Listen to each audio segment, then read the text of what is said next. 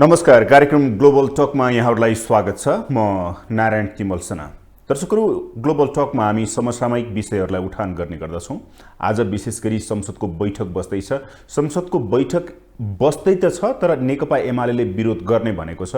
नेपाली कांग्रेसले उसले निर्णय गरिसकेको छ कि एमसीसी जुन अहिले पेचिलो मुद्दा बनेको छ, एमसीसीलाई आज टेबल गर्ने भनेर। तर सत्ता गठबन्धन भित्रकै दलहरू यसमा विमति राखेका छन्। संशोधन बिना एमसीसी पास गर्नु हुँदैन, टेबल गर्नु हुँदैन।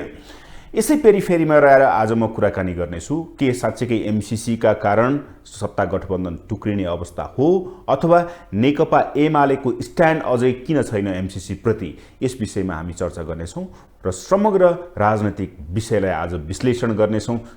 र यसका लागि मसँग हुनुहुन्छ राजनैतिक विश्लेषक अरुण सुवेदी। स्वागत छ सर। धन्यवाद। आरामै हुनुहुन्छ? ठिकै छ, अलिक थाकेको छु। अलि थकित हुनुहुन्छ? देशको परिवेशले थाक्नुभयो कि? हो, देशको परिवेशले र यो जुन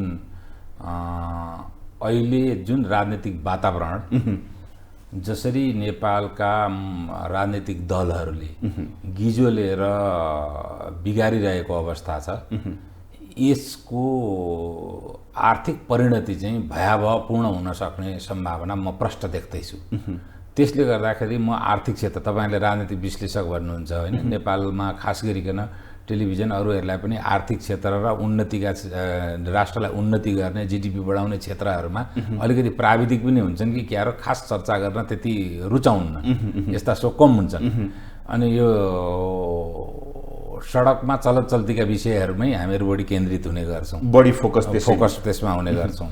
अब फेरि मिडियालाई चाहिँ पनि त्यो महत्त्वपूर्ण विषय हुन्छ टिआरपी भन्ने हैन, त्यसमा त्यो तपाईहरुको बाध्यता पनि म बुझ्छु। त्यसअनुसार अब राजनीतिमा मलाई बढी ड्र्याग गर्नुहुन्छ। तर म थाकेको भने चाहिँ जुन चिन्ता मलाई चाहिँ मतलबले सताइरहेको छ कि अबको आर्थिक परिस्थिति नेपालको जुन हुन सक्ने सम्भावना छ, त्यसले गर्दाखेरि म त अब बढी नै म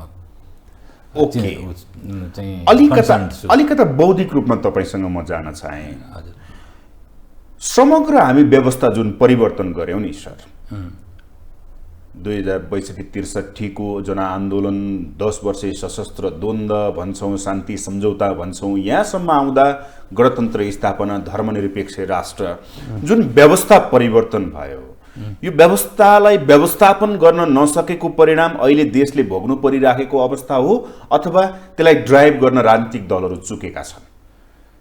अनि यसमा राजनीतिक दलहरूले पनि केही मानेमा नचुकेको अवस्था चाहिँ पक्कै होइन।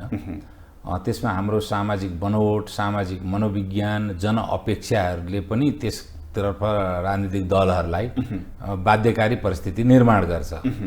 जस्तो अब जनचेतना उचित रूपमा नभइदिँदाखेरि हरेक जनता भोट हाल्ने मानिसहरूमा पनि मेरो छोरालाई जागिर भइदियो हुन्थ्यो या केही अपेक्षाहरू राख्ने हैन, राष्ट्रिय अपेक्षा भन्दा निजी अपेक्षाहरू राख्ने त्यो परिस्थिति त पहिलेदेखि नै चलिआएको छ।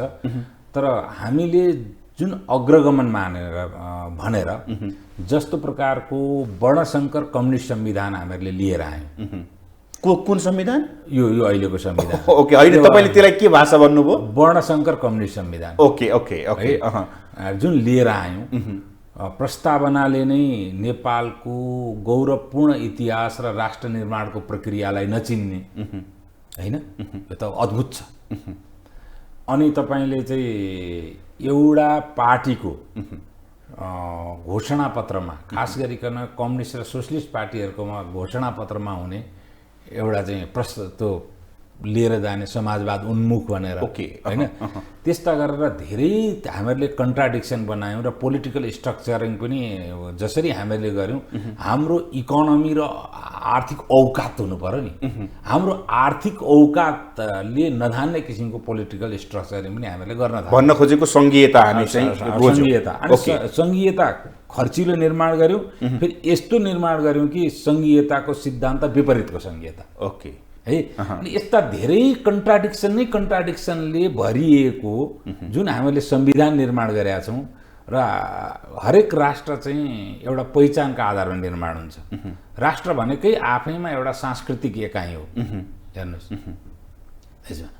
अनि त्यो सांस्कृतिक एकाइको जुन हाम्रो विशिष्ट विशेषता थियो त्यो विशेषतालाई नि निषेध गरेको यो कन्ट्राडिक्सन र नकारात्मकताले भरिएको संविधानलाई हामीले जसरी चाहिँ मतलब प्रतिष्ठाको विषय बनाएर ओन गऱ्यौँ र यसले काहीँ न काहीँ जस्ता जस्ता प्रकारका विकृतिहरू निर्माण गर्नु पर्थ्यो निर्माण गर्यो। अब त्यो वर्णशङ्कर मैले कम्युनिस्ट भने नि त, त्यो वर्णशङ्कर कम्युनिस्ट संविधानलाई एकदम प्रतिष्ठाको विषय बनाउने एक। दोस्रो कुरो चाहिँ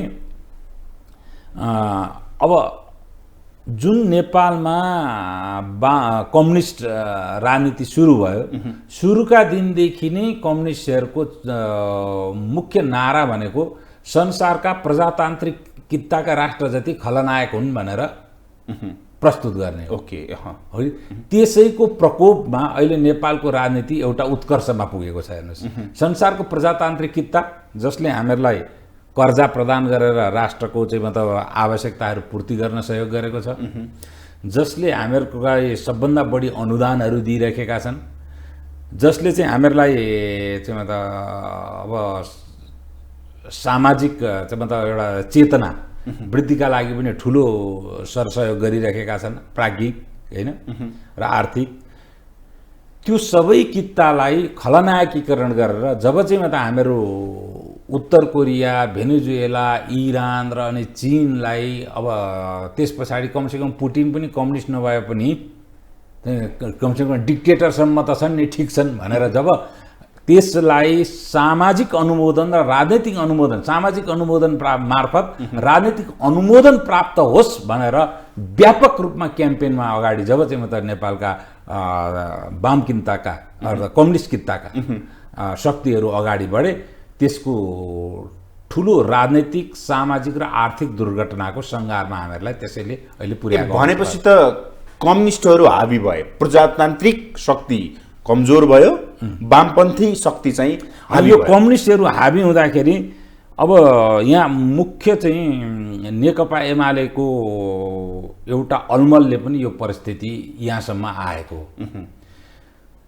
धेरै पहिले नै नेकपा एमाले आफूलाई झन्डा र पार्टीको नाम परिवर्तन गर्नका लागि विधिवत रूपमा उसले आफ्नो महाधिवेशनमा प्रवेश गराएको होइन। तर त्यतिखेर माओवादीको सुरुवात भएको हुनाले कम्युनिस्ट हामीले हटाउने बित्तिकै माओवादीको चाहिँ सबलीकरण अरू अगाडि बढ्छ कि भन्ने एउटा भयो जुन त्यो वातावरण, आखिर माओवादी निर्माण गर्न हुनबाट उनीहरूले रोक्न पनि सकेनन्।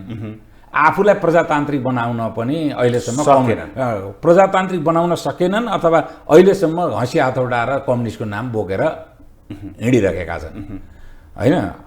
त्यसले गर्दाखेरि नेकपा एमाले चाहिँ स्वाट्टै प्रजातान्त्रिक कित्तामा आइदिने हो भने नेपाली काङ्ग्रेसभित्र पनि दबाब भएर अहिले चाहिँ काङ्ग्रेस कस्तो भने कम्युनिस्ट जस्तो देखिएको अवस्था छ नि काङ्ग्रेस, त्यसले पनि नेपालमा यो परिस्थिति निर्माण भएको। अनि त्यो काङ्ग्रेस पनि कम्युनिस्ट जस्तो देखिनेबाट अगाडि बढेर काङ्ग्रेसै जस्तो देखिन सुरु गर्थ्यो। कमसेकम मध्यमार्गी परिस्थितिमा र एउटा प्रजातान्त्रिक मूल प्रवाहको रूपमा नेकपा एमाले पनि अहिलेको वर्तमान नेकपा एमाले पनि आइपुग्ने अवस्था हुन्थ्यो। त्यसले गर्दाखेरि यो जनवादी केन्द्रीयताको सपना देख्ने र संसारको प्रजातान्त्रिक कित्तालाई जहिले तहिले खलनायकीकरण गर्ने मनोविज्ञानको यो पुरातनवादी कम्युनिस्ट सोच धेरै डिफेन्सिभ हुन्थ्यो। त्यो डिफेन्सिभ नभएर त्यो अफेन्सिभ भएको हुनाले यो सारा विकृति, विसङ्गति, सारा कुराहरू चाहिँ त्यहाँबाट आएको छ। र यसमा म मिडियाका साथीहरूलाई पनि म अलिकति चाहिँ दोष दिन्छु। ती मान्छेको महिना नै जसले विकास भाँड्छ, जसले समाज भाँड्छ, जसले उत्तेजना फैलाउने काम गर्छ, यस्ता काम चाहिँ टेस्टी हुँदो रहेछन् मिडियाका लागि। पछिल्लो समयमा त्यस्ता मान्छेहरूलाई जब तपाईँहरूले चाहिँ मतलब न प्राज्ञिक धरातल छ, न व्यावसायिक रूपमा उसले जीवनमा कुनै त्यत्रो काम गरेको छ, नाटकीय रूपमा सडकमा निक्लिएका चटकेहरूलाई मिडियाले जसरी कभरेज गरेर सामाजिक र जनताको मनोविज्ञान बिगार्ने र एउटा जनउत्तेजना, सामाजिक उत्तेजना फैलाउने काम गरिदियो, त्यसले गर्दाखेरि पनि अहिलेको वातावरण बिग्रिएको अवस्था। अब भनेपछि मिडियाको जिम्मेवार रोल हुँदै भएन। ओके मिडिएटर भएन तपाईँको भाषामा। अब मलाई बताइदिनुहोस् कि प्रजातान्त्रिक शक्ति र वामपन्थी शक्तिको जुन अघि तपाईँले धार बताउनु भयो नि, वामपन्थी हावी भयो समाजमा पनि। वामपन्थी नै मात्रै नभनौँ होइन, अब यसलाई चाहिँ कम्युनिस्ट नै भनौँ क्या। कम्युनिस्ट सबै लेफ्टिस्टहरू कम्युनिस्ट हुँदैन। भनेपछि एउटा कुरा बताइदिनुहोस् न, म अरुण सुवेदीलाई अहिलेसम्म मैले प्रश्न यस मानेमा सोध्दैछु, यो संविधानप्रति तपाईँ सन्तुष्ट हुनुहुन्छ? संविधान जुन संविधान बन्यो, मलाई यो संविधानलाई त नेपाली काङ्ग्रेसले र नेपालको प्रजातान्त्रिक मूल प्रवाहले आतंकवादको भावभूमिबाट आएको कम्युनिस्ट शक्तिका अगाडि आंशिक आत्मसमर्पण गरेको दस्तावेज मान्छु यसलाई म। किन? नेपाली काङ्ग्रेसको आधारभूत सिद्धान्तको चाहिँ नजरमा हेर्नुभयो भने बहुदलीय संसदीय व्यवस्था बाहेक यहाँ नेपाली काङ्ग्रेसले अब सबै विसर्जन गरिसक्यो। यो स्थिति हो। हेर्नुहोस्, अब पुँजीको स्वतन्त्रतामाथि पनि गम्भीर चुनौतीहरू आएका छन् अहिले। तपाईँलाई अघि हामीहरू कुरा गरिरहेका थियौँ, जसरी संसारको प्रजातान्त्रिकता हाम्रो कर्जा प्रदायक र अनुदान प्रदायक निकायलाई खलनायकीकरण गरेर प्रस्तुत गरिँदैछ, त्यसै गरेर नेपालको निजी क्षेत्र जसले जिडिपीको यत्रो सेक्टर धानिदिएको छ, सरकारसित त के बाहिरबाट कर्जा र अनुदान पाएन भने 1 रुपियाँ पनि क्यापिटल एक्सपेन्डिचर गर्ने पैसा छैन। त्यसो भए काङ्ग्रेसको, नेपाली काङ्ग्रेसको प्रजातान्त्रिक समाजवाद बीपीको जुन आदर्श छ, यो चाहिँ त्यो बेलाको सम्झौता हो। सम्झौता उहाँ डराउनु भयो। मैले तपाईँलाई यस मानेमा हिस्ट्रीमा लिएर जाँदैछु। कुनै बेला विश्वमा 1950 देखि 80 सम्मको अवधिलाई हेर्ने हो भने कम्युनिस्ट वामपन्थीहरूको चाहिँ एउटा चाहिँ अर्कै खालको माहौल। त्यतिखेर तपाईँले भनेको कुरा बुझेँ, कुनै अवस्था संसारमा कम्युनिस्टहरूको दबदबा भएको कारण चाहिँ दुईटा थिए। एउटा चाहिँ जो पश्चिमी देशहरूमा तीव्रतर रूपमा पुँजीवादको विकास भइरहेको थियो, त्यो पुँजीवादको विकासमा सामाजिक न्यायलाई यथोचित रूपमा सम्बोधन गरिएको थियो। ओके है, एउटा त्यो भावभूमि थियो। दोस्रो चाहिँ के थियो भने संसारको प्रजातान्त्रिक आन्दोलन जो चलिरहेका थियो साम्राज्यवादको विरुद्ध।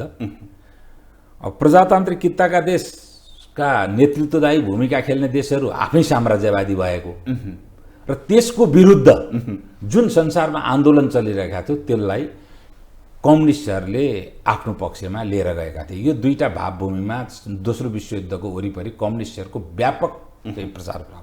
यसलाई सम्भवतः गान्धीले नयाँ मोडेल निर्माण नगरेको भए संसारमा नयाँ राष्ट्रहरू जो साम्राज्यवादबाट स्वतन्त्र हुँदै थिए, त्यो स्वतन्त्र हुने राष्ट्र सबै कम्युनिस्ट हुने सम्भावना पनि थियो एउटा। र त्यो सँगसँगै संसारका प्रजातन्त्र पनि चाहिने, कम्युनिस्टको त्यो वर्चस्व पनि नचाहने जुन अवस्था निर्माण भयो दोस्रो विश्वयुद्धको वरिपरि, त्यसले सामाजिक न्याय सहितको प्रजातान्त्रिक पद्धति त्यतिखेरको अनिवार्य आवश्यकता थियो त्यो कम्युनिस्टहरूको दबावलाई विथस्ट्यान्ड गर्न पनि। त्यसकारण बिपी कोइरालाले पनि सामाजिक न्याय सहितको प्रजातान्त्रिक पद्धतिको पक्षमा उभिनु भयो। उहाँ पनि त्यो वामपन्थी धारमा चाहिँ टेक्नु भयो। उहाँले कुनै सहारा नलिकन अगाडि बढ्ने स्थिति छैन है भन्ने उहाँ बुझ्नु भएको थियो। त्यतिखेर तपाईँले गर्नु पर्थ्यो। र यो पुँजीको संरचना, पुँजीका स्रोतहरू छन् नि त, अहिले त नयाँ नयाँ इन्फोटेकदेखि लिएर सारा कुराका पुँजीका त नयाँ नयाँ स्वरूप आए होइन। आज क्रिप्टोसम्म आइपुग्दाखेरि यी सबै कुरा त थिएनन् त्यतिखेर त।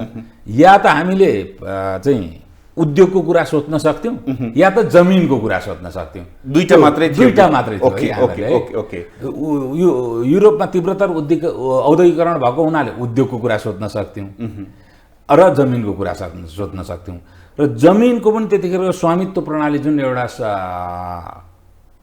चाहिँ सामन्तवादी स्वामित्व प्रणाली थियो, त्यसबाट निकाल्ने, गरिब किसानहरूलाई कसरी लिएर आउने भने त्यतिखेरको डाइनामिक्स, पुँजीको डाइनामिक्स र अहिलेको डाइनामिक्स मिल्दैन। भास्ट डिफरेन्स छ है। अनि त्यसकारण त्यो 48 जुन 46 साल 47 सालको आन्दोलन पछाडि आउँदाखेरि नेपाली काङ्ग्रेसमा आएको सबभन्दा ठुलो कन्फ्युजन नै के भयो भन्नुहुन्छ भने कुन क्षेत्रलाई यो संसारमा आएको उदारवाद अनुसार निजीलाई हस्तान्तरण गर्ने, निजी क्षेत्रलाई क्रियाशील बनाउने, कुन क्षेत्रमा चाहिँ सामाजिक न्यायको सिद्धान्त अनुसार अथवा बिपी कोइरालाले अवलम्बन गरेको समाजवादको सिद्धान्त अनुसार सरकारले नियन्त्रण गर्ने र सरकारले सञ्चालन गर्ने, त्यो दुईटामा ठुलो कन्फ्युजन आयो। यसले के भयो भने रामशरण महतजीले पहिले जुन सुरु गर्नुभयो, त म केही मानेमा मेरो रिजर्भेसन भए पनि एउटा प्रशंसा गर्नुपर्छ। आजसम्म तपाईँले एयरपोर्टमा गएर टिकट किनेर जहाज चढ्न पाउने,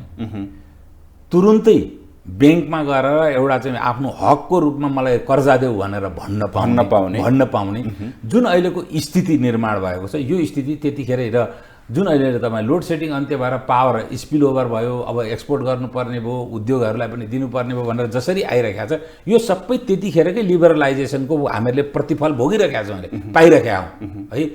तर उसले के भने सामाजिक क्षेत्रको पनि तीव्र निजीकरणलाई अगाडि बढाइदियो।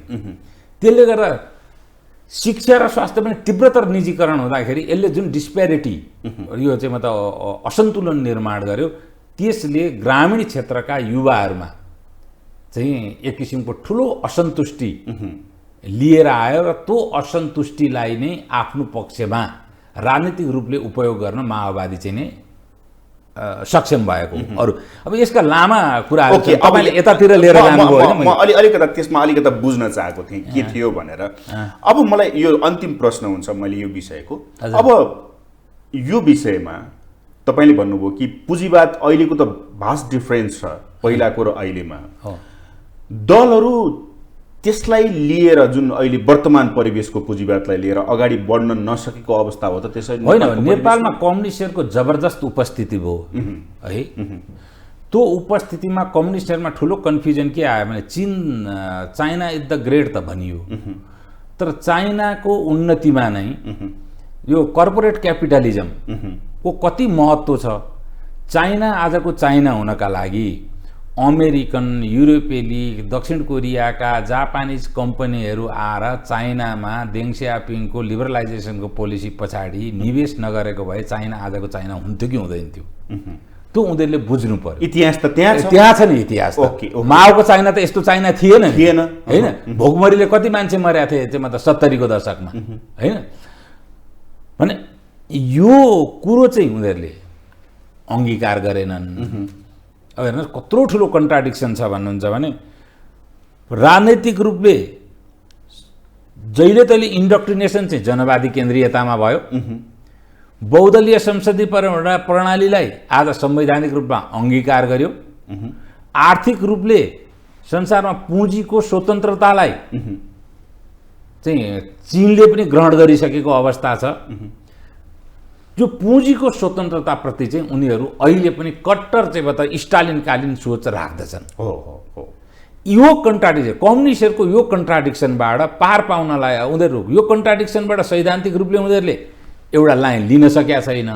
अब यो कन्फ्युजन जनतालाई बोली हिँड्न पनि भएन है।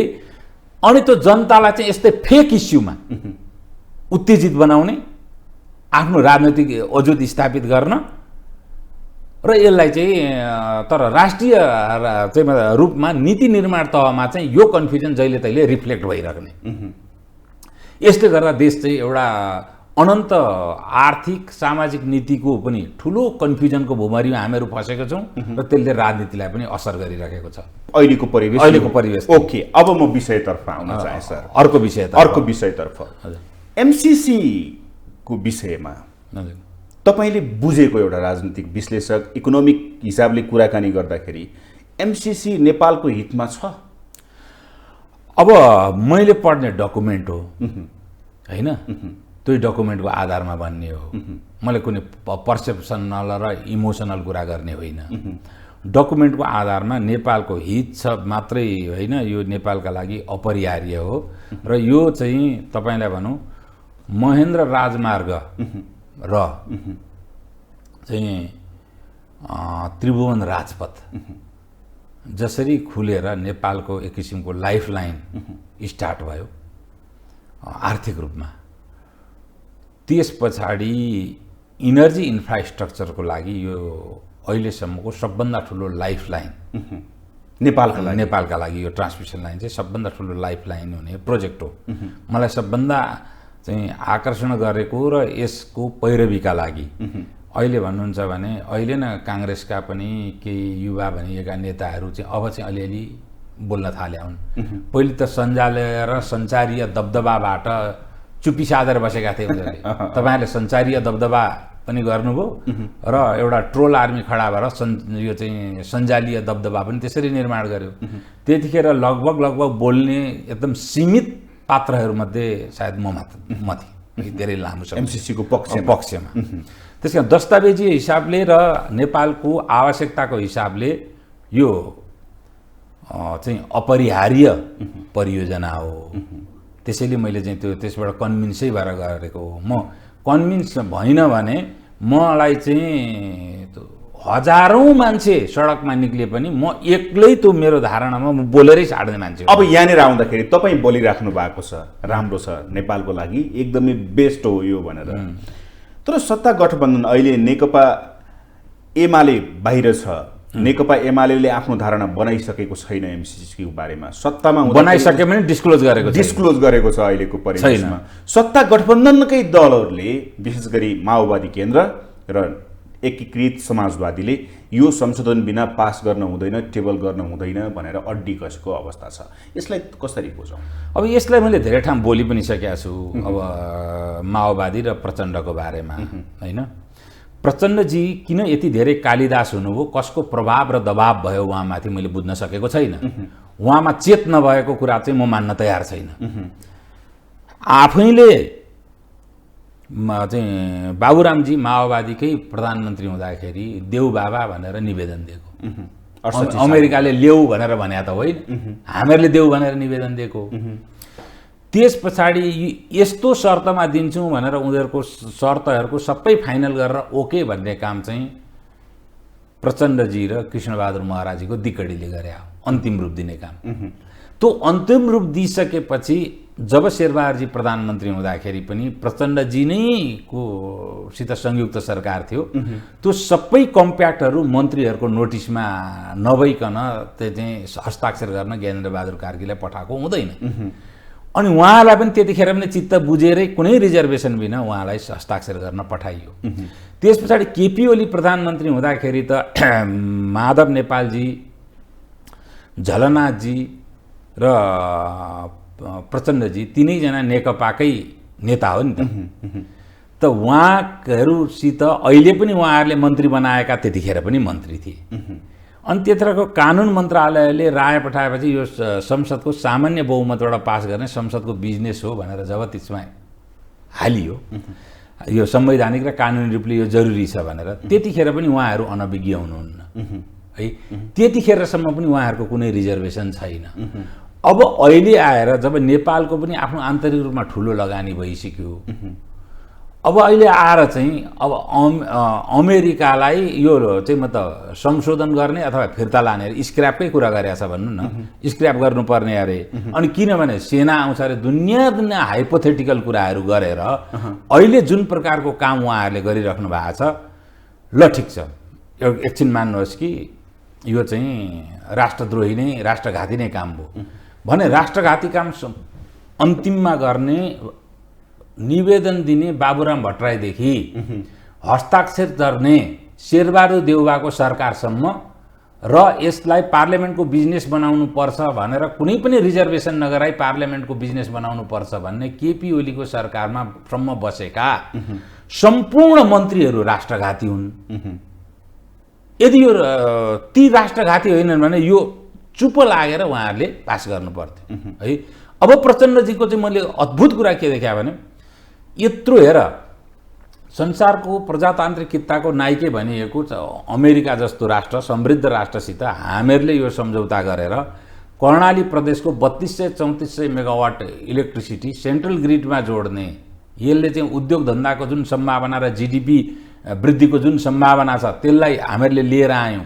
यसले गर्दा घर घरमा चाहिँ ग्यास विस्थापन भएर अब इलेक्ट्रिक चाहिँ सिस्टमबाट हामीहरू भात पकाउन सक्ने ग्रिन इनर्जी ल्याउने भयौँ। अनि अझै उब्रियो भने भारतसित पनि चाहिँ अल्ट्रा हाई भोल्टेज ग्रिड हामीहरूले जोड्ने सहमत गरायौँ। त्यहाँबाट भारतलाई नै व्हिलिङ गरेर बङ्गलादेशसम्म पनि बेच्न सक्ने अवस्था हामीले निर्माण गऱ्यौँ। यत्रो ठुलो महेन्द्र राजमा मैले भने नि महेन्द्र राजमा र चाहिँ मतलब त्रिभुवन राजपथ पछाडिको इन्फ्रास्ट्रक्चरको हिसाबले मुलुकलाई सबैभन्दा महत्त्वपूर्ण परियोजना हामीहरूले ल्यायौँ र यस केवल निवेदन दिने हामी, कम्प्याक्ट फाइनल गर्ने हामीहरू हुनाले यो त हामीहरूलाई यस आउनै पर्छ र यसैको आधारमा चुनाव लड्छौँ हामीहरू भन्नु पर्नेमा अब यो विलोममती विपरीतमती प्रचण्डमा कसरी आयो यो मलाई प्रचण्डमा मात्रै नभनौ न, कांग्रेस बाहेक सबै दलमा अनि त्यहाँदेखि मलाई अब आउँछु म माधव नेपालजीमा। माधव नेपालजी त नेपालको आर्थिक इतिहास लेख्यो भने सबैभन्दा ठुलो कलङ्कित पात्र हो। कसरी उहाँ कसरी? एउटा कुरो तपाईँले आजसम्म अरुण थर्डको अपर्च्युनिटी कस्ट र अपर्च्युनिटी लाभ तपाईँले गणित गर्नुभयो भने त्यसबाट वञ्चित गराउने सबभन्दा महत्त्वपूर्ण खलनायक भनेको माधव नेपालजी नै हो, खलपात्र भनेको। र उहाँले के क्यारी गर्नुभयो भने 2011 सालदेखि अनवरत रूपमा है आजसम्म आइपुग्दाखेरि, जस्तो त्रिभुवन अन्तर्राष्ट्रिय भने पहिले त गौचर हवाई अड्डा न थियो, पटनाबाट दिल्लीबाट साना साना डकोटाहरू आउने र यसलाई चाहिँ म त अन्तर्राष्ट्रिय विमानस्थलको स्वरूपमा विकसित गर्दासम्म र आज एमसिसीमा आइपुग्दाखेरि कम्युनिस्ट पार्टीहरूले नेपालको आर्थिक विकासमा एकदमै ठुलो फड्को मार्ने किसिमका परियोजनाहरू र जनताको जीवन स्तरमा तात्विक परिवर्तन गर्ने परियोजनाको जहिले पनि विरुद्धमा बसे नेपालका कम्युनिस्टहरू। हेर्नुहोस्, त्यो इतिहासलाई आज क्रस गरेर होइन है हामीहरू यसको पक्षमा छौँ भन्ने कुरामा कम्तीमा अब माधव नेपालजी त मूल प्रवाह होइन, उहाँलाई अहिले चाहिँ जुन अनेक मुद्दा लिएर खोलिएका खुद्रा पसल जस्ता पार्टीहरू छन्, लगभग उहाँ पनि त्यही किसिमले आफूलाई स्पेस खोज्दै खोज्दै त्यही कित्तामा आफूलाई उभ्याइराख्नु भएको अवस्था छ माधव नेपालजीको त। कमसेकम त्यो अवस्था त प्रचण्डजीको त थिएन नि त। हेर्नुहोस्, त्यसकारण यो चाहिँ प्रचण्डजीले ठुलो गल्ती गर्नुभयो अहिले आएर यसरी चाहिँ मतलब उहाँले नमान्नु ठुलो गल्ती गर्नुभयो। अब अर्को कुराको म गर्छु, अब केपी ओलीको, अब केपी ओली र काङ्ग्रेसको पनि कुरा गर्नुपर्छ। नेपालमा संसदीय प्रणालीको प्रणेता भनेको नेपाली काङ्ग्रेस पार्टी हो। यो प्रणाली अन्तर्गत सरकारमा बसेर प्रधानमन्त्रीको प्रस्तावलाई अस्वीकार गर्न कसैलाई पनि छुट छैन। जसरी संसदमा पार्टीको हुइप लाग्छ नि, सरकारमा प्रधानमन्त्रीको हुइप लाग्छ। प्रधानमन्त्रीका मन्त्रीहरू हुन् क्या यिनीहरू, नेतृत्व त प्रधानमन्त्रीको। संसदीय प्रणालीले भन्छ नि त्यही हो, संसदीय प्रणाली हो नै त्यही है। जब प्रधानमन्त्री यसमा सहमत हुनुहुन्छ र मन्त्रीमण्डलमा सहभागी भएरै माधव नेपालजी चाहिँ विरोधमा तल बोलिराख्नु भएको छ भने यो चाहिँ कि उहाँले मन्त्रीमण्डलबाट राजीनामा दिएर विरोध सुरु गर्नु पर्थ्यो र प्रधानमन्त्रीले पनि कुन दबाब, कुन प्रभाव र कुन आँटहीनताबाट यो काम गर्नु भएन म छक्क परेको छु, होइन भने फागुन 1 गते नै माधव नेपालजीको पार्टीका सबै मन्त्रीलाई उहाँले अवकाश गरिदिनु पर्थ्यो। यस्तो छुट छैन, यो अराजकताको छुट कुनै पनि प्रजातान्त्रिक संसदीय प्रणालीमा कसैलाई दिनै सकिँदैन। उनीहरू त संसदीय प्रणालीलाई असफल देखाउन र यो चाहिँ मतलब खराब देखाउनलाई यस्ता प्रकारका चरित्र आफै गर्लान्, तर काङ्ग्रेसले त यस्तो चरित्रमा विराम लगाउन कोसिस गर्नुपर्छ। त्यो नभएकोमा म एउटा काङ्ग्रेसको हटाउनु पर्थ्यो। अहिले पनि समय घस्किएको छैन र अब प्रधानमन्त्रीले रुलिङ गर्नुपर्छ। सरकारको प्रस्तावलाई मन्त्री भएकाले चाहिँ कम्तीमा पनि त्यहाँ चाहिँ मतलब पक्षमा मतदान गर्नुपर्छ, होइन भने मन्त्रीबाट राजीनामा गर्नुपर्छ। प्रधानमन्त्रीले आजै त्यो हुन्छ, भोलि आज छ होइन, आज पेश हुन्छ होइन, आज पेश हुन्छ भने अहिले बिहानै उहाँहरूलाई क्याबिनेटमा राखेर सबै क्याबिनेट मेम्बरलाई कि मोसनको पक्षमा भोट हाल, होइन भने तिमीहरूले अहिले राजीनामा गर, त्यहाँ गर्छ। त्यो पहिले कमल थापाले झन्डा हल्लाएर फ्लोर क्रस गरे जस्तो कुरा चाहिँ हामीहरूलाई सही छैन भनेर शेरबहादुर देउवाले प्रधानमन्त्रीजीले आज भन्न पर्थ्यो। भनेको छ कि छैन त? सर्वदलीय बैठक सभामुखले डाकिराख्नु भएको छ यही विषयलाई लिएर। एमसीसी टेबल सम्भावना एउटा कुरा सर, सभामुखको अर्को संवैधानिक दायित्व हो, तर प्रधानमन्त्रीको राजनैतिक र संवैधानिक दायित्व अर्को हो र प्रधानमन्त्रीजीले यो कुरा गर्नु पर्थ्यो। यति कुरा अब आउँछु म नेकपा एमालेमा है, काङ्ग्रेसको बारेमा मैले भने प्रधानमन्त्री र काङ्ग्रेसको बारेमा। अब नेकपा एमालेको कुरा गर्दाखेरि चाहिँ अब कानुनमा एउटा शब्द छ विबन्धन भन्ने। पहिलेदेखि नै उसले विरोध गरेको भए रिलेटिभली विरोध गर्ने फ्रिडम चाहिँ प्रतिपक्षलाई त के अरे प्रचण्डलाई भन्दा केपी ओलीलाई नै भएको हो होइन, भएको हो। किनभने उहाँलाई दुईटा थियो विरोध गर्ने आधार। एउटा त नेकपा एमालेमा अघि मैले भनेको क्रममा काहीँ पनि खासै त्यो सानो बजेटहरू निर्धारण गर्ने बाहेक त्यत्रो ठुलो चाहिँ तात्विक चाहिँ संलग्नता देखिएको थिएन। हुन त एक दुईवटा क्याबिनेटमा उनीहरू पनि थिए है। तपाईँले तात्विक भिन्नता देखिएन, तर अहिले पछि ओलीको पार्लियामेन्ट यो संसदमा हाल्ने पर्दा लास्टमा आएर इन्डक्ट गरिएको हो। उनलाई के थियो भने मलाई प्रचण्डजीकै सरकारले अन्तिम रूप दिएको यो कम्प्याक्ट थियो, त्यो कम्प्याक्टलाई चाहिँ नेकपाको अर्को कार्यकारी अध्यक्षको हैसियतले उहाँले भनेको कारणले मैले यसलाई अगाडि नबढाइरहन सक्दिनँ थिएँ। त्यसकारण मैले चाहिँ प्रचण्डजीकै कारणले मैले अगाडि बढाइदिएको हो, म चाहिँ असहमत थिएँ भनेर एउटा अलिकति स्केप गर्ने ठाउँ थियो उहाँलाई। तर त्यो अहिलेसम्म उहाँले भन्नुभएको छैन। अब उहाँले के भने प्रचण्डजी त कालिदास हुनुभयो होइन, अब ओलीजी त प्रजातान्त्रिक अभ्यास लामो गरेको मान्छे हो उहाँ चाहिँ कालिदास हुनुहुन्न र यसलाई अगाडि बढाउनका लागि र यसलाई पास गर्नका लागि केपी ओलीजीले महत्त्वपूर्ण भूमिका खेल्न सक्ने सम्भावना अहिले पनि घस्किएको छैन। यदि केपी ओलीजीले एमसीसीको पक्षमा मतदान गर्नुभयो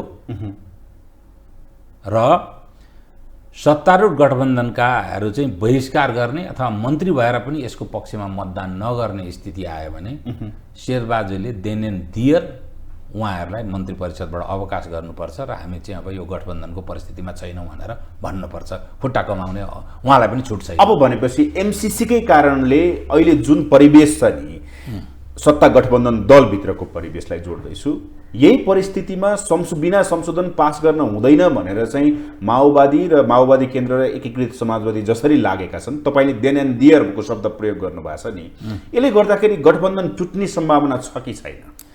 टुट्ने सम्भावना चाहिँ डिपेन्ड्स अन शेरबहादुरजी। उहाँले टुटाउन चाहनुहुन्छ कि चाहनुहुन्न होइन। अब उहाँको के छ भने अब निर्वाचन पनि अगाडि आउँदैछ। फेरि अस्ति चाहिँ केपी ओलीजीलाई आत्मसमर्पणवादी वक्तव्य चाहिँ केपी ओलीजी सामु आत्मसमर्पणवादी वक्तव्य झलनाथजीको आइसकेको छ, हामी निर्वाचनमा सँगै पनि हुन सक्छौँ भनेर होइन। अब प्रचण्डजी त यहाँसम्म गर्नुभयो कि विगत निर्वाचनमा प्रधानमन्त्रीले सबै मन्त्रीहरूलाई बिना विभागीय मन्त्री उहाँ अब निर्वाचन आचार संहिता लागेको हुनाले हटाउन नपाउने होइन, नैतिक पतन भएको कुरा नभइकन, अनि सबैलाई त बिना विभागीय बनाउँदाखेरि पनि त्यो झन्डा छोडेर चाहिँ मन्त्रीहरू बाहिर निक्लेर गरेनन्। त सत्तामा शेरबहादुरजीसित गठबन्धनमा बस्ने, यता आएर एमालेसित चाहिँ निर्वाचनमा सँगै जाने, जुन यो हदैसम्मको अनैतिक व्यवहार प्रचण्डजीले पहिले पनि देखाइसक्नु भएको हुनाले उहाँलाई राजनीतिमा नैतिकताको कुनै मानकले नै काम नगरेको अवस्था छ। मैले वैयक्तिक चरित्रको कुरा गरिरहेको छैन है, यहाँ राजनीतिमा चाहिँ नगरेको अवस्था छ। त्यसकारण फेरि पनि उहाँका काहीँको प्रभाव काहीँको दबाब होइन र आफ्नो जनसमर्थनको औकात, तिनटै कारणले उहाँ फेरि केपी ओलीको कित्तामा जानुपर्छ र हामीहरूलाई कुनै ठुलो निर्वाचनमा नकारात्मक परिस्थिति पर्छ कि भन्ने चाहिँ शेरबहादुरजीलाई भय छ भने मेरो भन्नु केही छैन। तर अहिलेको चाहिँ म त जनस्तरसम्मको परिस्थिति हेर्दाखेरि त्यो भइ नै हाले पनि त्यत्रो ठुलो भय मार्नुपर्ने परिस्थिति चाहिँ म देख्दिनँ। भनेपछि गठबन्धन टुट्ने सम्भावना देख्नुहुन्न तपाईँ? देख्दिनँ हैन। प्रधानमन्त्रीको हातमा छ। उनीहरूले त टुटाकै हो नि। प्रधानमन्त्रीको प्रस्तावलाई नै म विरुद्ध जान्छु भनेपछि त सत्ता सुखको कुरा बाहेकमा त माओवादी केन्द्र र माधव नेपालजीले त गठबन्धन टुटाकै हो त। ओके, अब प्रधानमन्त्रीले फायर गर्नुहुन्न त मन्त्रीहरूलाई, त प्रधानमन्त्रीको कुरा हो। एमाले र कङ्ग्रेसले पास गर्ने सम्भावना देख्नुहुन्छ त्यसो भए, यदि उनीहरू दुईजना मानेनन् भने? त्यो सम्भावना पनि छ। र अर्को सम्भावना के छ भने गणपूरक सङ्ख्यामा जस्तो चाहिँ महन्त ठाकुरजीले यसमा समर्थन गर्नुभएको छ होइन। अब उपेन्द्र यादवजीले पनि पास गर्नुपर्छ नै भन्नुभएको छ, बाबुरामजीले त भन्नु नै भएको छ, मैले नै निवेदन दिएको हुनाले जिम्मा लिन्छु भनेर। उपेन्द्र यादव र बाबुराम बीच त विवाद छ, त्यसमा पनि त विवादका अरू पनि कारण होला होइन। यो अवस्थामा उपेन्द्र यादवजीको अहिलेसम्मको स्थितिले सांसदहरूको स्वविवेकमा छोडिदिने, महन्त ठाकुरको सबै पार्टी सहभागी हुने र काङ्ग्रेस पनि सहभागी हुने स्थिति हो भने गणपूरक सङ्ख्या भएर त्यसको बहुमतले पास हुने अवस्था चाहिँ छ। तर त्यो स्थितिमा चाहिँ राजनीतिक रूपले र हाम्रो कूटनीतिक रूपले पनि त्यो त्यति राम्रो कूटनीतिक रूपले चाहिँ त्यति राम्रो त्यसले सन्देश जाँदैन। त्यसकारण यसको जिम्मा के छ भने जिम्मेवारीपूर्ण अपोजिसनमा भएर महाकाली टिटीको बेला जुन जिम्मेवारपूर्ण भूमिका निर्वाह गरेका थियो, भला महाकाली टिटी कार्यान्वयन भएन होइन, त्यो दुर्भाग्य हो।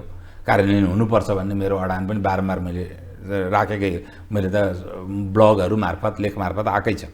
अनि त्यतिखेर पनि त्यस्तो जिम्मेवारपूर्ण भूमिका, पार्टी नै स्प्लिट हुने स्थितिले पनि जिम्मेवारपूर्ण भूमिका नेकपा एमाले खेलेकै हो। त्यस्तो खेल्नेमा केपी ओलीजीको महत्त्वपूर्ण योगदान छ। अहिले पनि आएर के छ भने उहाँको पार्टी नफुट्नु थियो, फुटिसक्यो होइन।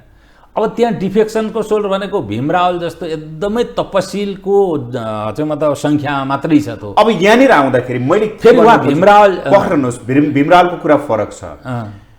तपाईँले भन्नुभयो केपी ओलीले चाहिँ गर्न सक्नुहुन्छ, सहयोग गर्न सक्नुहुन्छ होइन, तर त्यसको लागि त संसद खोल्न दिनु पर्यो नि। हो, यिनीहरू चाहिँ के छ भने अब शेरबहादुरजीले त मैले अस्ति स्ट्रङ कुरा पनि गरेका थिएँ कि यो उसमा शेरबहादुरजीमा नै निर्भर गर्छ भन्ने कुरा नि। एउटा कुरो त यो गठबन्धन उहाँहरूले त टुटाइसक्यो हो, शेरबहादुरजीले नटुटेको अवस्था हो अहिले होइन। उहाँहरूलाई सत्ताको लोभ र मन्त्रीहरूको झन्डा हल्लाएर आगामी स्थानीय र आम निर्वाचनलाई प्रभावित पार्ने एउटा चाहिँ मतलब सत्ता केन्द्रित मनसाय बाहेक केही पनि देखिएन माओवादी केन्द्र र। एउटा कुरा एमसीसीको विषयमा जस्तो सुकै परिवेश भए पनि पछिल्लो समयमा जुन स्ट्यान्ड छ नि, कङ्ग्रेसले पास गर्नै पर्छ भन्ने स्ट्यान्ड, सत्ता गठबन्धनको माओवादी केन्द्र र एकीकृत समाजवादीले बिना संशोधन पास गर्न हुँदैन भन्ने स्ट्यान्ड, हामी गर्दैनौँ भन्ने स्ट्यान्ड छ। तर नेकपा एमालेको पछिल्लो समयमा जुन स्ट्यान्ड देखिएको छैन नि, यो स्ट्यान्ड नदेखिनुको पछाडिको रिजन के देख्नुहुन्छ तपाईँ भन्न खोजेको? अब यो जोखाना दुईजना मान्छेले होइन स्टेटले बताइदिनु भने स्टेट भन्दा हाम्रो उपेन्द्र यादवजी र केपी ओलीजीले यो जोखाना हेर्ने काम अलिकति बढी भयो र उहाँहरू प्रष्ट हुनुपर्छ भन्ने मेरो मान्यता हो। र अब के छ भने यो एमसीसी पास गर्छु भनेर काङ्ग्रेस जति नै कुरा गरे पनि अन्तिममा यो गणपूरक सङ्ख्याको बहुमतले पास गर्ने कुरा पनि केपी एमालेकै अभयदानमा छ। पुरै संसद सदस्य सङ्ख्याको चाहिँ मतलब बहुमतले पास गर्ने पनि एमालेकै हातमा छ अहिलेको परिस्थिति। भनेपछि एमसीसी टेबल भए पनि पास हुने सम्भावना छैन, किनकि एमालेको स्ट्यान्ड नै छैन। म यो भन्ने नै छैन। अब एमालेको स्ट्यान्ड नभए छैन भन्ने कसरी? एमालेको हातमा छ भनेर भनिसकेँ मैले है। तर प्रधानमन्त्रीजीकोबाट दुईटा अब एक्सपेक्टेसन थियो चाहिँ अहिले ओलीजीको। एउटा माधव नेपालजीको पार्टीको बारेमा जुन उहाँको रिजर्भेसन थियो त्यसबारेमा प्रधानमन्त्रीजी निर्णय गर्न सक्नुहुन्न थियो, त्यसमा कि सभामुख कि चाहिँ अदालतले निर्णय गर्नु पर्थ्यो। त प्रधानमन्त्रीजीको हातमा चाहिँ के थियो भने जब यसको विरुद्धमा जान्छन् आफ्ना सत्ता साझेदार भने उनीहरूलाई सत्ताबाट च्युत एमाले चाहन्छ पछिल्लो समयमा सत्ता गठबन्धन टुटाउ अथवा सभामुखको राजीनामा दिऊ। यी दुईटा विषय होइन, त्यो चाहिँ मैले उहाँका मन्त्रीहरूलाई हटाएर सभामुखले सरकारले पार्लियामेन्टलाई बिजनेस दिने काम सरकारको हो। सरकारले दिएको बिजनेस पार्लियामेन्टमा लिएर नगएको कारणले आफ्नो संवैधानिक दायित्वबाट सभामुख च्युत भए। त्यसकारण सभामुखलाई इम्पिच गर्नका लागि म आह्वान गर्छु भनेर प्रधानमन्त्री अगाडि बढ्न सक्नुहुन्थ्यो। सङ्ख्या पुग्दैन थियो, पुग्थ्यो आफ्ना ठाउँमा छ है। किन काङ्ग्रेसले त 61 जनाको ग्यारेन्टी नै लिने हो, त्योभन्दा बढी त प्रधानमन्त्रीजीले त ग्यारेन्टी लिन सक्नुहुन्न। अनि बाँकी 96 जनाको ग्यारेन्टी ओलीजीले लिने हो। त्यस पछाडि अरू आफ्ना आफ्ना ग्यारेन्टर छन् नि त, त्यसको आधारमा पास हुन्थ्यो हुँदैन थियो आफ्ना ठाउँमा थियो है। त्यो एक्सपेक्टेसन एमालेको थियो, राजनीतिक एक्सपेक्टेसन। त्यो एक्सपेक्टेसन चाहिँ प्रधानमन्त्रीका तर्फबाट सम्बोधन हुन उहाँको कुन राजनीतिक बाध्यताले भयो, त्यो भएन। फेरि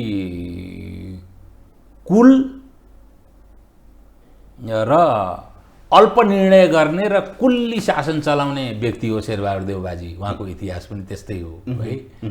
उहाँले यो गर्नु भएन, तर यसका बावजुद पनि भोलि पनि सत्तामा आउने सम्भावना भएको ठुलो राजनीतिक शक्ति हो नेकपा एमाले। त्यो राजनीतिक शक्तिले उपरान्त पनि आफू सत्तामा आउँदाखेरि अहिलेदेखि लिएका राजनीतिक निर्णयहरूले उसको विदेश नीतिलाई के कति प्रभाव पार्छ त्यो धेरै नै महत्त्वपूर्ण हुन्छ। तर यो एमसीसी को विषयलाई कम्युनिस्टहरूले राजनीतिक दाउपेच बनाए भन्ने आरोप छ नि, यसमा सहमत हुनुहुन्छ तपाईँ? त्यो त मैले अहिले यत्रो धेरै जो कुरा चाहिँ व्याख्या गरेँ, त्यो व्याख्या गरेले त त्यो कुरा प्रमाणितै गरेका छ नि। र यसलाई मात्रै होइन, उनीहरूले सबैलाई 2011 सालदेखि आजसम्मका है, भनेपछि एमसीसीलाई पनि पर्खर हेरेको स्थितिमा एमाले बस्नुको पछाडि त्यही राजनीतिक दाउपेचै देख्नुहुन्छ? होइन, म चाहिँ के भने पर्खर हेरेको रूपमा नै अनिर्णित त छैन होला, तर के भने अब ओलीजीले यसको निर्णय चाहिँ गरिसकेर डिस्क्लोज नगएको अवस्था हुनसक्छ। जे होस्, नितान्त अहिलेको राजनीतिक यथार्थ के हो भने एमसीसी पास हुनु र नहुनुमा एमालेको भूमिकामै निर्भर गर्छ। अब यहाँनिर आउँदाखेरि त्यसलाई एमसीसीसँगै जोडेर म जोड्न चाहेँ। अब यो पास गर्नको लागि साधारण बहुमत चाहिन्छ, सामान्य बहुमत। यता महाभियोग लगाउनलाई 98 जनाको हस्ताक्षर सहित चाहिँ सत्ता गठबन्धनका दलका सांसदहरू जानुभयो भनेपछि यो परिवेश के हो त? त्यसो भए यता राजनीति र न्यायपालिका सम्बन्धी दुईटा अर्थ चाहिँ लगाइँदैछ अहिले होइन। न्यायपालिका सम्बन्धी अर्थ त काङ्ग्रेसले आधिकारिक रूपमा बोलिसकेका छ कि प्रधान न्यायाधीशजीको इजलासमा बाँकी रहेका कुनै पनि न्यायाधीश बस्न नसक्ने स्थिति भएको हुनाले न्यायालयभित्रको यो विभाजनकारी परिस्थितिलाई निरन्तरता चाहिँ दिन निरन्तर हुन सक्दैन थियो र यसबाट न्यायपालिकालाई मुक्त गराउने दायित्व सरकारको पनि थियो र चाहिँ व्यवस्थापिकाको पनि थियो। त्यो दायित्व अन्तर्गत अहिलेको सत्तारूढ गठबन्धनले जति सक्थ्यो त्यसको आधारमा त्यो परिस्थिति निर्माण गर्ने प्रयत्न गर्यो। ओके है, त्यो एउटा सामान्य संवैधानिक स्थिति र न्यायपालिकाको परिस्थिति हो। तर यसको राजनीतिक अर्थ अहिले के पनि लगाइँदैछ भने माधव नेपालजीको पार्टीको वैधानिकतालाई अवैधान दिन पनि न्यायपालिकाभित्र यो खेल खेलियो भनेर चाहिँ अब एमाले र अरू केही विश्लेषकहरूको यो राय आएको छ। त्यो हो भने पनि यदि शेरबहादुरजीले त्यो हदसम्मको कुरा पनि माधव नेपालजीको पार्टीलाई अवैधान दिनलाई यो हदसम्मका लागि शेरबहादुरजी सहमत हुनुभएको रहेछ भने यत्रो अवैधान दिँदाखेरि पनि माधव नेपालजीले यत्रो विषाक्त काम गरिराख्नु भएको छ सरकार र प्रधानमन्त्रीको नीतिलाई भने उहाँका मन्त्रीहरूलाई प्रधानमन्त्रीजीले किन पालेर राख्नु भएको छ यो चाहिँ मैले बुझ्न सकेको छैन। राजनीतिक रूपले उहाँलाई अवैधान दिने काम पनि गर्नुभयो, त्यो पनि न्यायपालिकाभित्रको परिस्थितिलाई प्रयोग गरेर। यो मेरो राय होइन है, अहिले बजारमा अरू विश्लेषकहरूको रायलाई मैले भनिरहेको छु। राजनीतिक रूपले भने उहाँलाई मन्त्री पनि बनाइदिनु भयो। यो हिसाबले यत्रो धेरै चाहिँ उहाँको दललाई परिपालित गर्दाखेरि पनि उहाँले चाहिँ विषाक्त नै काम गर्ने र प्रधानमन्त्रीको चाहिँ प्रस्तावलाई डिफ्युज गराउने, आफू सरकारमा बसी त्यसको विरुद्धमा जनप्रदर्शनमा उत्रिने जुन प्रकारको प्रजातान्त्रिक संस्कारविहीन काम गर्नुभयो, यसले गर्दाखेरि एकीकृत समाजवादीको चाहिँ अहिले चाहिँ सरकारमा को उपस्थितिलाई प्रधानमन्त्रीले पाडेर राख्नुपर्छ भन्ने छैन। यो इमिडिएटली स्याक गर्नुपर्ने उहाँहरूलाई। अब स्याक त गर्नु भएको छैन, तपाईँले भनेअनुसार स्याक त भएको छैन। विरोध सडकमा छ, यता सत्ता गठबन्धनमा आफूहरू नै हुनुहुन्छ। अब मलाई बताइदिनु, समय अत्यन्तै कम भयो सर। यी सबै जति पनि परिवेशहरू देखिए, यसको उचित समाधान के हुन सक्छ? उचित समाधान भनेको चाहिँ अब एउटा समाधान त संविधानले तय गरेकै छ, निर्वाचन आउँदैछ हैन, एउटा समाधान।